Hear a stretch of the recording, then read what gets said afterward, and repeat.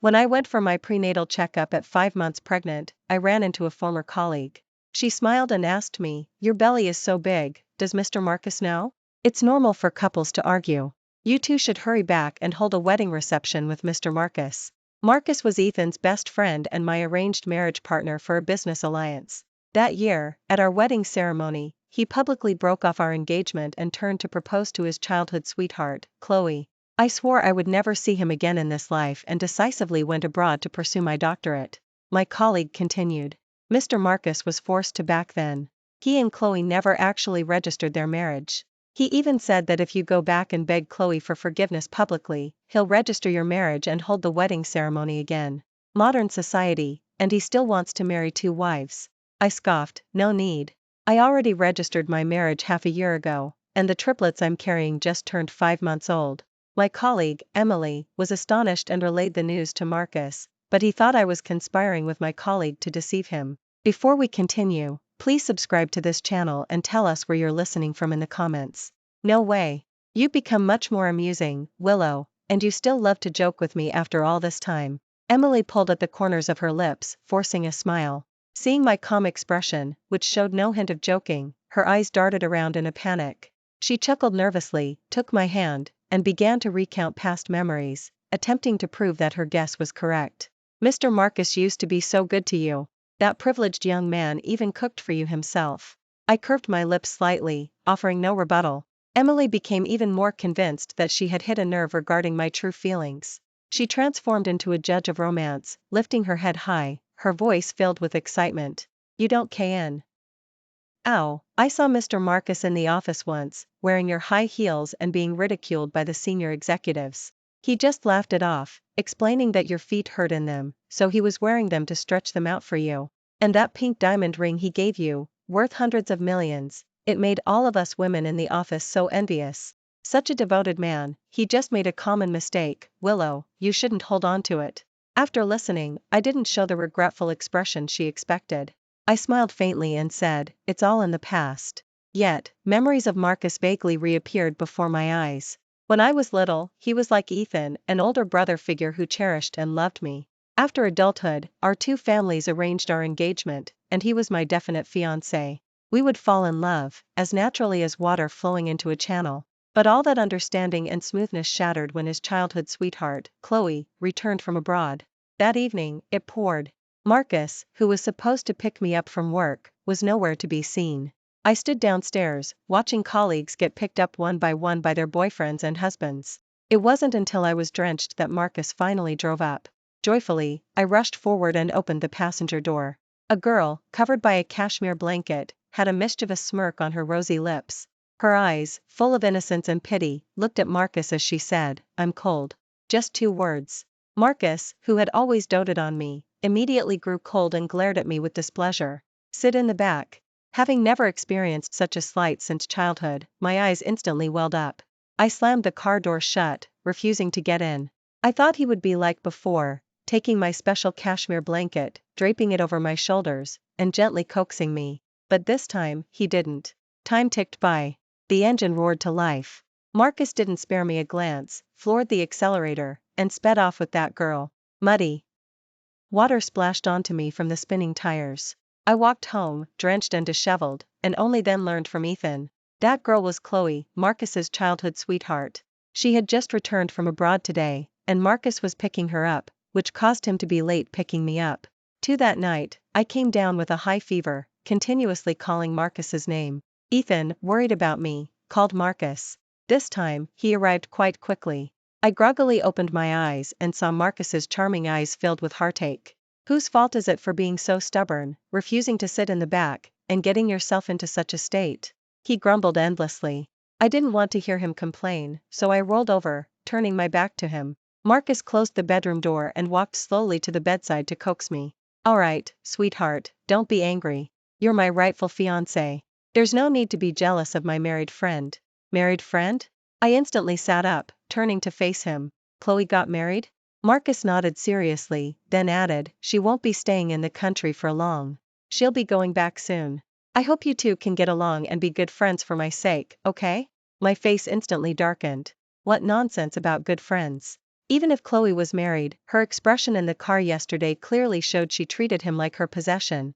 I ignored him, pulling the duvet over my head and shrinking into it. When I woke up the next day, the spot next to me was cold, as if no one had been there. I anxiously ran downstairs barefoot to ask Aunt, the housekeeper. She said Marcus had received a call yesterday and rushed out in a hurry, not returning since. My heart filled with anger. He hadn't stayed with me all night, he had no intention of apologizing. I quickly got ready and drove to the company, intending to confront Marcus. Unexpectedly, as I reached the door, I heard Chloe's delicate voice from inside. Marcus, look how much these high heels pinch my feet. You said they were H&M's latest luxury brand. Since you gave them to me, please wear them to stretch them out. Okay. Marcus readily agreed, then playfully teased her. You're a truly difficult person to please. The two of them flirted in the office. I stood at the door, feeling as if I had been plunged into ice, chilling me from head to toe. When I snapped out of it, wanting to rush in and confront them, I heard the sound of the doorknob turning from inside. I instinctively recoiled, not daring to charge forward. I crouched and hid behind a flower vase. Marcus came out wearing high heels and bumped into the senior executives who had just finished a meeting. A group of pot-bellied men in their 40s and 50s burst into laughter. Mr. Marcus certainly has a lot of flair, walking out in Ms. Willow's shoes. Ah, old, that's not right. That's a couple's intimate moment, don't you understand? Marcus's eyes twinkled with a smile, and his tone was doting. Yes, Willow said these shoes were a bit tight, so I'm stretching them out for her. Besides, doing little things like this for your loved one is nothing. At his words, everyone present praised him. I crouched behind the flower vase, tears welling up in my eyes. The shoes weren't mine, and the person he called his loved one wasn't me. Then what about him truly belonged to me? After the laughter subsided, the crowd dispersed. I wiped away my tears, stood up, and rushed to him. Come with me. Marcus looked stunned as I forcibly dragged him to the pantry. My voice choked with tears as I sobbed. What exactly is your relationship with Chloe? It's bad enough you're wearing her shoes, but you told outsiders they were mine. Marcus saw my relentless persistence and a flicker of impatience crossed his eyes. He reached out, helped me sit down, and handed me a can of Coke. Sweetheart, you must be thirsty from shouting. Have a can of Coke first, and I'll explain later, okay? He spoke to me, an adult, in the same coaxing tone he used for a child, just as he did whenever I used to throw a temper tantrum. But he had long forgotten that I had sensitive teeth and had given up carbonated drinks for over 10 years. As held the Coke closer to my hand, my heart ached more with each inch. I couldn't hold back any longer. I took the Coke and violently threw it to the ground. Bang, the loud crash on the floor angered him. Marcus's face darkened, and not to be outdone, he stomped on the Coke can, crushing it. The soda splattered on us, like our broken love.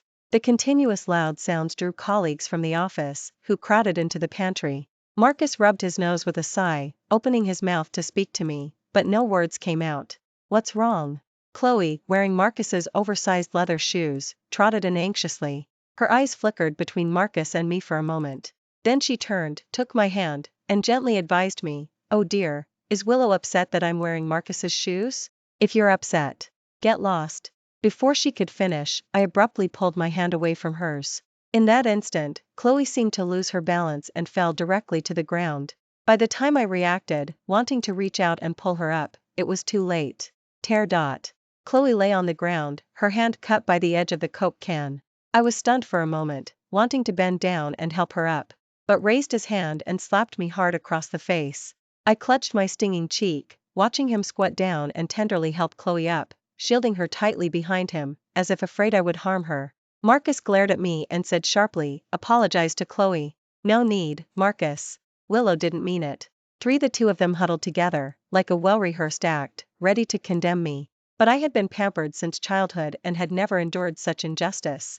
Slap, slap, I raised my hand and slapped Marcus twice. Ignoring their shocked gazes, I strode out. Back home, I didn't want to tell Ethan and my parents about being hit, to spare them sadness. I simply made an excuse, saying I wanted to break up with Marcus and call off the engagement. Ethan stroked my head and patiently advised, Willow, you can't be so impulsive. As long as Marcus hasn't made a fundamental mistake, he can change. There's really no need to break off the engagement. I turned to look at my parents, who both wore troubled expressions. The fire in my heart immediately dwindled. I understood Ethan's meaning. Calling off the engagement involved the cooperation between our two companies and stocks. It wasn't as simple as just saying it. I nodded silently, my steps heavy as I walked upstairs. Ethan's helpless sigh drifted from behind me. My parents, worried about me, specially messaged Mr. Robert to get me a leave of absence, allowing me to rest at home for half a month. Mrs. Martha heard I was in a bad mood and sent over all sorts of the latest fashion clothes, shoes, and bags, so many they could cover a bed. But I just stared at them blankly. Mom couldn't bear it. She sat beside me, gently patting my back as she advised, "My sweetheart, you and Marcus have been squabbling for so many years, and you've always gotten through it. Just put up with a minor flaw." My eyes reddened as I looked at Mom. In my heart, I silently said, "But, his heart, his very being, he's given them to another woman. How can I put up with that flaw?" Mom reached out to wipe away the tears from my eyes, when she suddenly heard Aunt calling from downstairs. She rushed to open the door and ran down. A short while later, the door closed.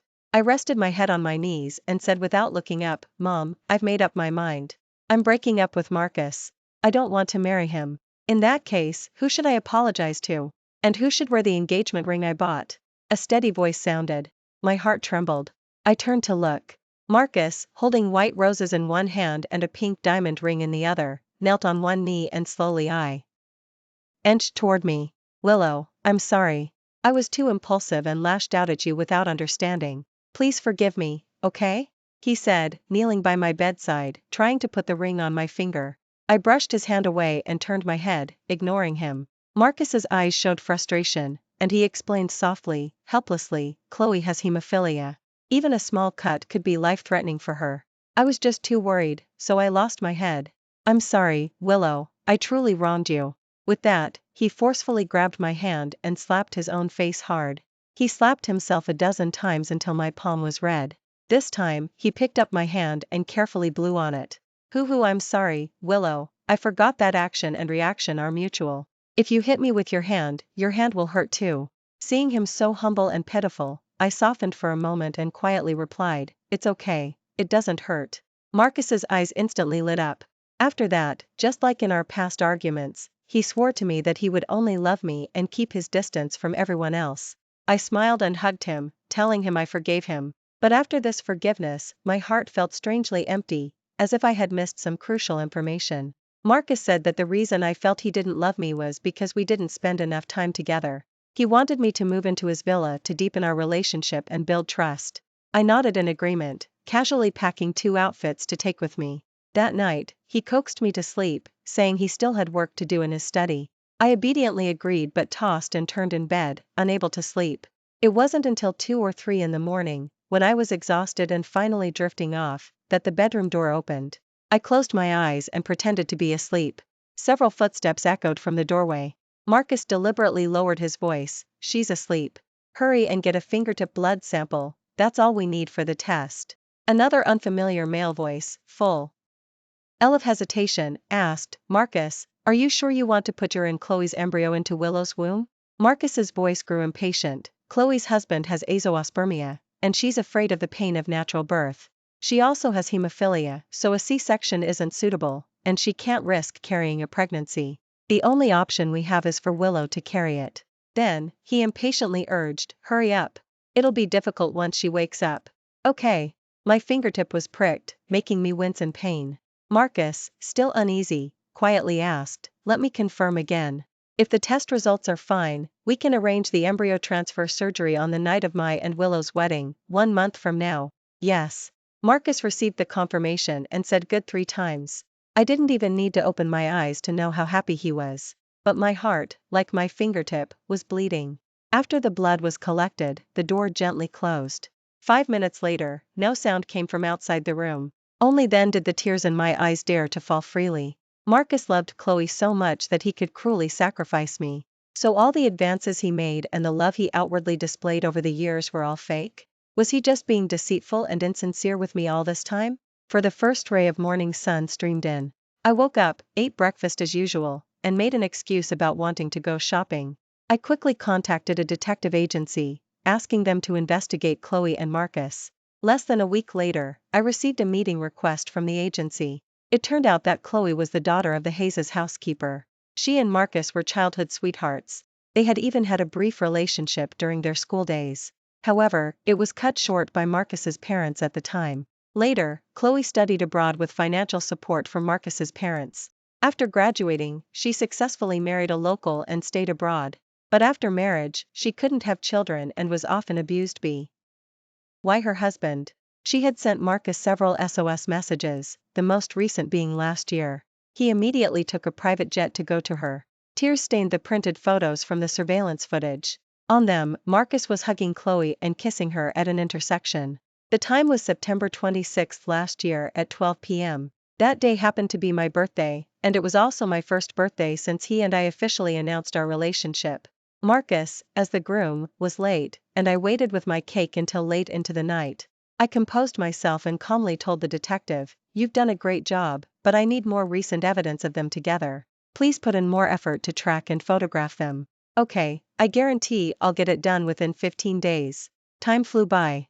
At the wedding venue, I put the prepared photos and documents onto a USB drive and handed it to the MC. To the strains of wedding piano music, Ethan walked me onto the stage, a grave expression on his face, and placed my hand in Marcus's. Marcus joyfully stepped forward to take it, but I suddenly pulled back. I turned to look at Chloe, who sat in the audience, her eyes red as if she had just cried. I motioned for the MC to hand me the microphone. Marcus, not understanding, tried to persuade me to complete the ceremony first, but I stopped him with a raised hand. "Before the wedding begins, I'd like to ask everyone to look at some photos."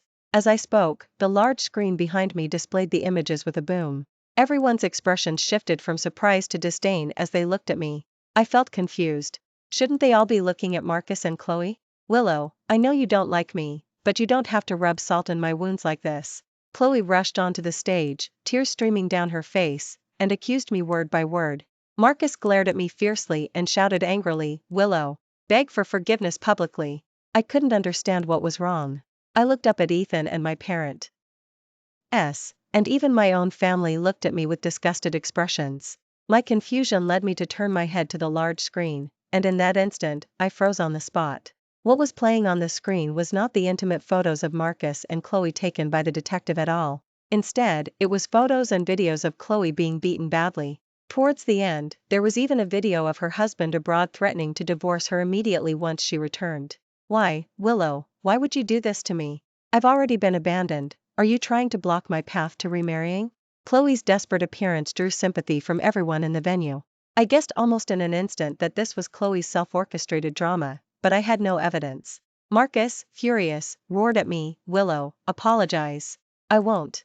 I held my head high, refusing to give in. Chloe was crying so hard she was on the verge of fainting. Marcus hardened his heart, took the diamond ring he was meant to place on my hand, held it up to Chloe, and knelt on one knee. "If no one dares to marry you, Chloe, then I will."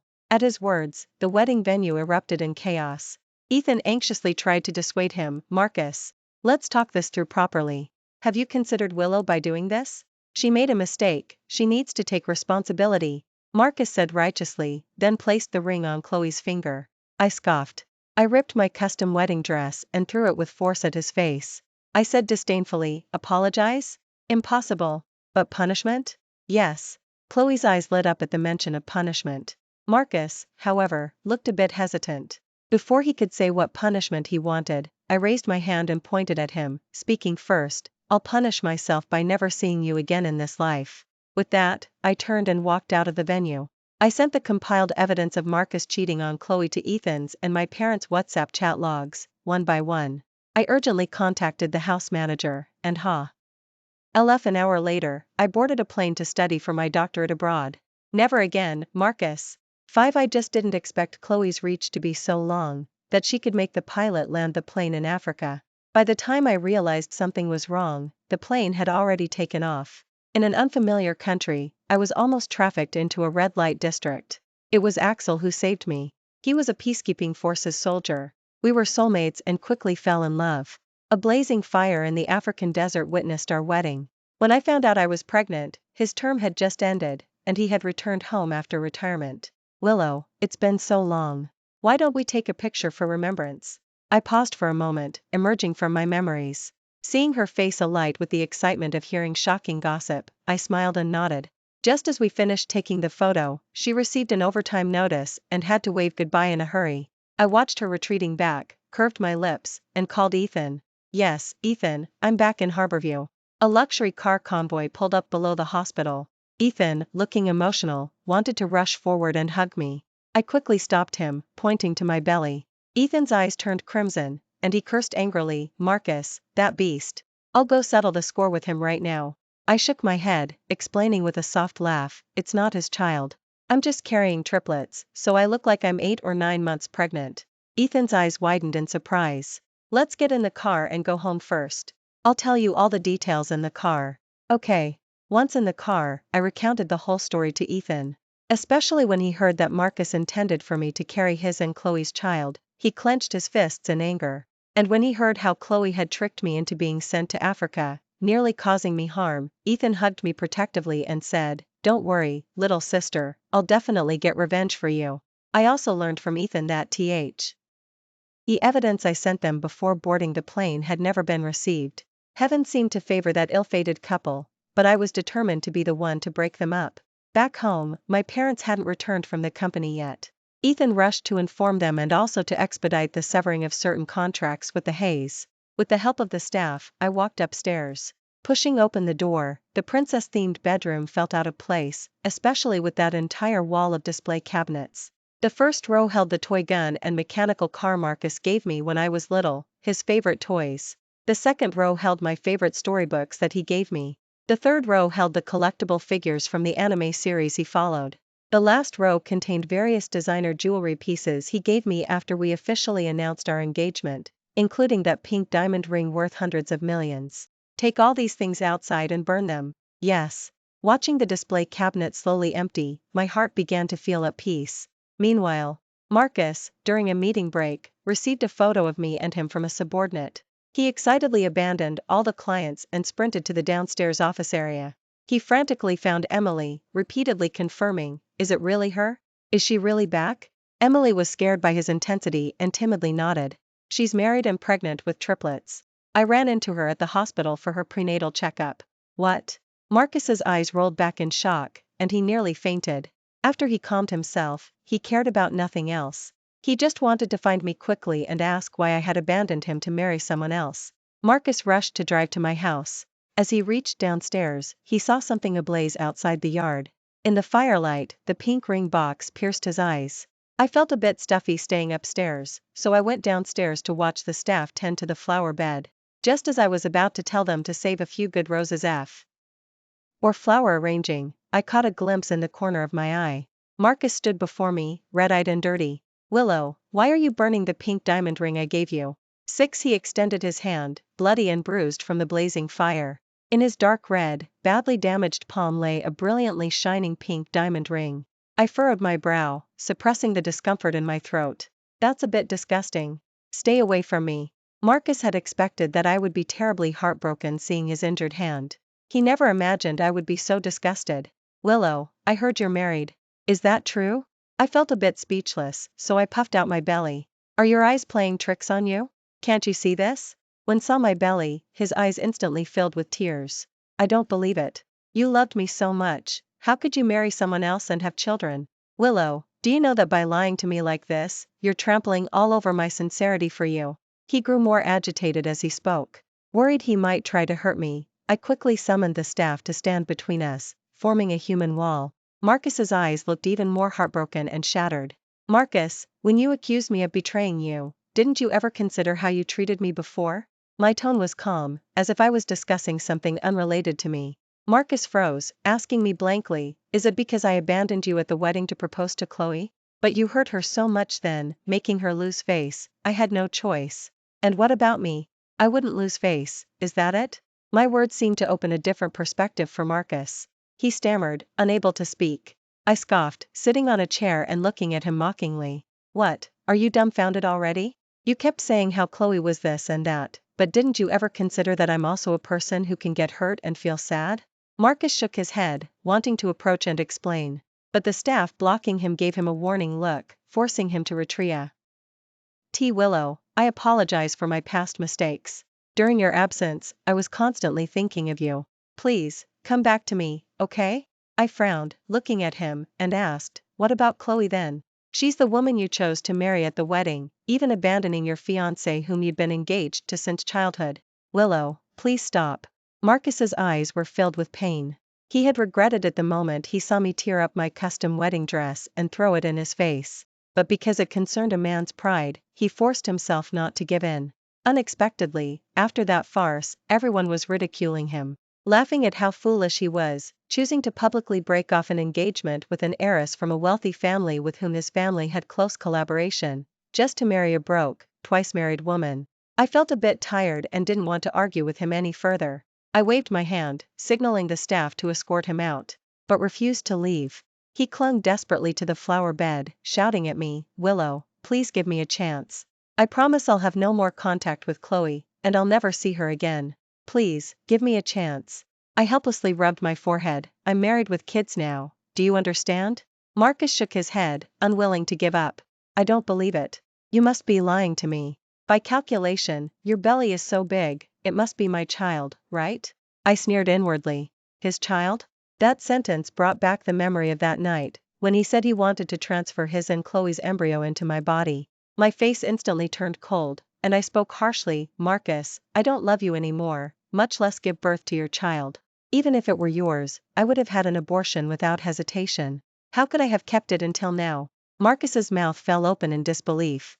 He muttered to himself, how could? Willow, how could you have such a thought?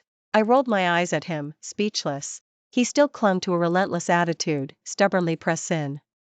Gian. Then you say you're married, where's your husband? Why isn't he by your side if you're pregnant? A string of questions, and I didn't know which one to answer first. After a moment of silence, Marcus laughed loudly, seemingly convinced that I was lying to him. However, the next instant, he stopped smiling. A voice with a rising intonation and a roguelike charm drifted into the yard. Her husband is right here. 7. The man jumped out of a military green jeep. He strode to Marcus, picking him up like a small child. Heard you were looking for me? Marcus struggled free from the man's restraints. I glared resentfully at the man, then introduced him to Marcus. This is my husband, Axel, the one you've been asking about. Axel walked toward me with a carefree stride, a smirk on his lips. He bent down, scooped me up, and shouted loudly, I'm back home to spend vacation with my wife and child. Marcus was blocked by the staff outside, forced to watch Axel carry me away. Back upstairs, I couldn't help but make a fist and lightly hit Axel's chest. You said you'd be back with me this morning. Why are you 2 hours late? Axel carefully set me down, feigning pain with a couple of ouch sounds. He looked at me with innocent puppy eyes and acted cute. Well, now that I'm back in the country, I have a lot of things to hand over. Plus, I discussed opening a security company with some friends. I was surprised. Axel's family in Northwood City had considerable influence. He had joined the peacekeeping forces in the first place for his ideals.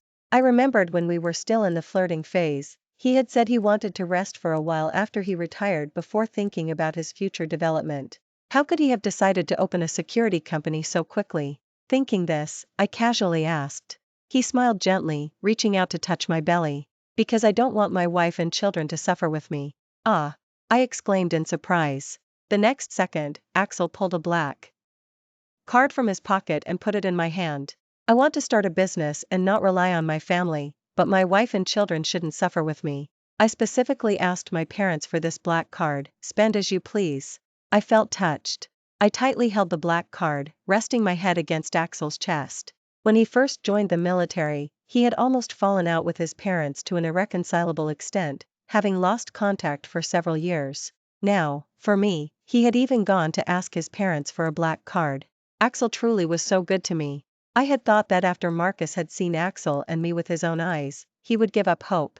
But to my surprise, he intensified his efforts, constantly sending things to my house. Usually, they were valuable jewelry and antiques. I had the staff return them, but he refused to accept them. So I simply declared that for every item he sent, I would smash it. After a period of quiet, I thought he had backed off and stopped sending things. But this time, he showed up directly with a share transfer agreement, wanting to transfer all his shares in the haze to my name. And this time, Marcus was not dressed in his usual dull and gray attire. He wore a well-tailored, high-end custom suit that made him appear nobly elegant. It was clear he had dressed up carefully. Willow, that crude savage stayed in Africa all this time, He's not from our world at all. Leave him and be with me. Marcus's expression was serious. After speaking, he knelt on one knee and pulled out a brand new pink ring box from his embrace. He opened it to reveal the pink diamond ring inside. The style was different from before, with many small diamonds added, making it look much more lavish and expensive. Willow, please marry me again. I'm willing to give you everything, including all the assets under my name and my life. I burst out laughing, looking at him as if he were a circus clown. As he watched me, his eyes full of doubt, I met his gaze mockingly. Word by word, I said, you truly think I'm an idiot? Marcus shook his head excitedly, trying to explain. I placed my finger on my lips, signaling him to shut up. Then, I stopped smiling and asked him with a cold face, didn't you feel bad about Chloe's hardship giving birth, and wanted to transfer her and your embryo into my womb? Tell me, after you manipulated me like that, how could I ever trust you, or dare to marry you? Marcus's pupils constricted. He collapsed to the ground like a deflated balloon. I motioned to the staff to escort him out. He stubbornly refused to leave, still wanting to argue. I stood up, holding my belly, and kicked the pink diamond ring on the floor toward his hand. When you were ridiculing Axel, didn't it occur to you why he, who stayed in Africa for years, would meet me? A word to awaken the dreamer. Marcus looked up at me, shocked. I looked down at him disdainfully, and continued, what I was going to reveal at the wedding were only intimate photos of you and Chloe. At my words, Marcus was struck as if by a muffled thunderbolt, freezing on the spot. I subtly signaled the staff. Marcus, like a corpse, was dragged out. Actually, the things revealed at the wedding that day, if one were to examine closely, one would know it wasn't my doing. The detailed selfie photos of her injuries, and the chat log of Chloe's ex-husband saying he wanted to divorce her, were screenshots taken from her perspective. As an outsider, how could I have gotten such detailed and complete information from her? Unless it was information she released herself. Unfortunately, at the time Marcus's heart was set on Chloe, so he wouldn't have thought deeply about this matter. That evening, Ethan found me and said that the collaboration with Hayes had been completely terminated. I nodded. Ethan hesitated, as if about to speak. I interrupted him, I know you and Marcus are best friends, but Ethan, the issues between me and them can't just be easily dismissed. The harm they inflicted on me isn't something that can be resolved with a simple sorry from them and an it's okay from me, bringing our relationship back to how it was before. Ethan shook his head and said softly, I mean, you're pregnant and it's inconvenient. If there's anything you want to do, just tell me, there's no need for you to take risks yourself. I paused, a warm current seemingly flowing through my heart. I opened my arms and hugged him, murmuring, no, I'll handle my own business. Before, I didn't act against Marcus and Chloe because my company hadn't yet severed ties with Hayes. Now I was free to act. Then, I unexpectedly learned that Marcus had beaten Chloe badly, and she was hospitalized. I heard that after Marcus left my house that day, he immediately had someone investigate Chloe's activities after she returned. He even personally went to the hotel where we held our wedding to check the surveillance footage. He discovered that, just as I had said, it was Chloe who had swapped my USB drive early that morning. The money used to bribe the pilot to take me to Africa was still charged to Marcus's supplementary credit card. As he was losing his mind, wanting to kill Chloe, his detectives discovered that Chloe had contacted her husband abroad. She said that after using Marcus's sperm to have a child, they would have a cash cow, enough to support them without working and live a good life.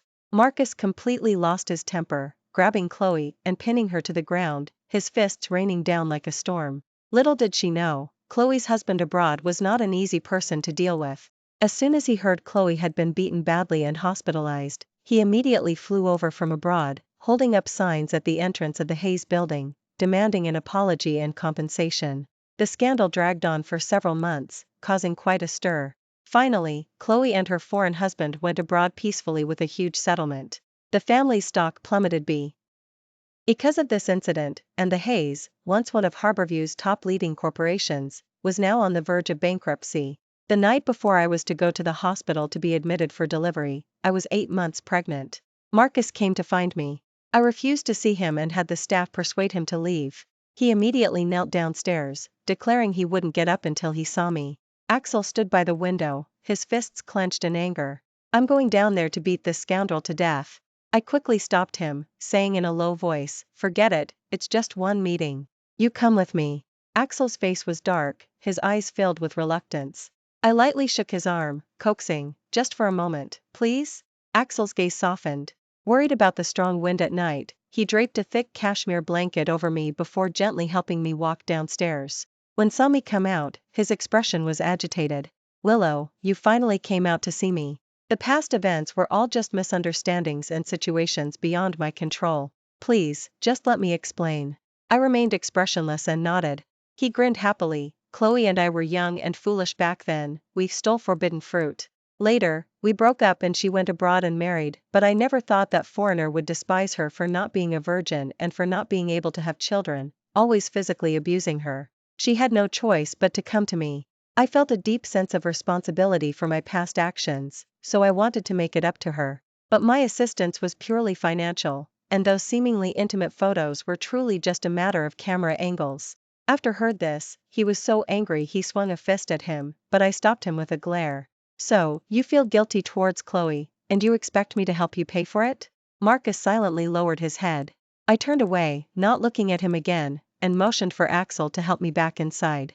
That night, a torrential rain poured outside, and the staff said Marcus was still kneeling. I said coldly, if he likes kneeling, then let him kneel. A month later, I successfully gave birth to 3 well-behaved daughters. The people I sent abroad also brought the good news that Chloe had been abandoned by her husband, penniless and left to wander the streets.